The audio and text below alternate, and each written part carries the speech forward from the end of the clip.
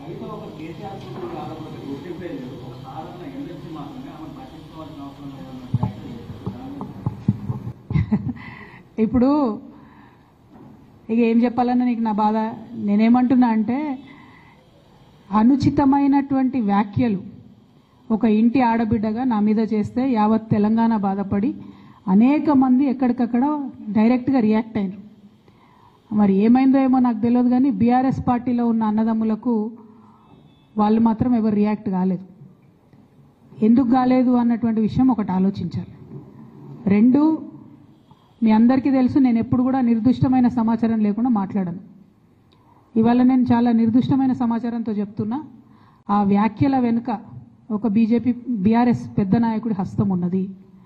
అందుకనే BRS party నాయకులు ఎవరు కూడా రియాక్ట్ కాలేదని చెప్పి నేను బలంగా నమ్ముతా ఉన్నాను.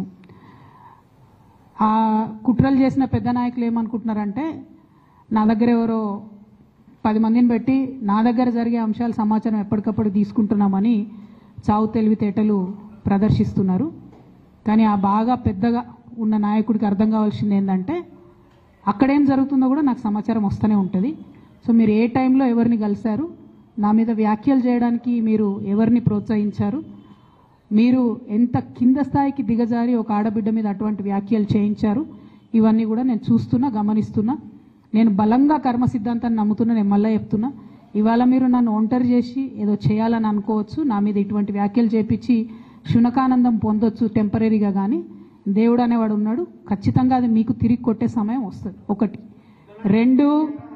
రెండు ఒక లిల్లీపుట్ నాయకుడు నల్గొండలో బీఆర్ఎస్ పార్టీని నాశనం చేసిన ఒక లిల్లీపుట్ నాయకుడు ఆమెవరు ఈమెవరు అని మా గురించి మాట్లాడుతూ ఉన్నారంటే మరి ఆయనకు ప్రోత్సాహం ఇస్తున్నది ఎవరో కూడా ప్రజలు ఆలోచించుకోవాలి. ఇవాళ నల్గొండ జిల్లాలో ఒక సీటు కూడా రాలే.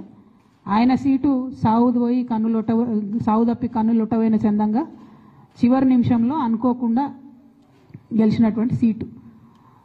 ఎన్నడూ ప్రజా ఉద్యమాలు చేయలే. కేసీఆర్ గారు లేకపోతే మరి నువ్వెవరు, అది కూడా ఆలోచించుకోవాలి కదా. కేసీఆర్ గారు లేకపోతే బీఆర్ఎస్ పార్టీలో ఉన్న ఏ నాయకుడైనా ఎవరు? ప్రజలకు మనందరినీ పరిచయం చేసింది కేసీఆర్ గారే కదా. మనలో మనం కన్ఫ్యూజన్ ఉన్నప్పుడు ఇష్టం వచ్చినట్టు మాట్లాడుకోవచ్చా? ఈ లిల్లీపుట్ నాయకుడు మాట్లాడంగానే ఇంకో చిన్న పిల్లగాడు నిన్నగాక మొన్న మా పార్టీలోకి వచ్చిన వాళ్ళు కూడా ఎటుపడతట్టు మాట్లాడు. అసలు ఎవరు మీరు? మీకు తెలంగాణ ఉద్యమంతో సంబంధం ఏంది? బీఆర్ఎస్ అధికారంలోకి వచ్చినాక బీఆర్ఎస్లోకి వచ్చి పదవులు పొంది ఉల్టా నా మీదనే మాట్లాడతారా మీరు? మేము ఉద్యమం చేసిందే మీ మీద కదా.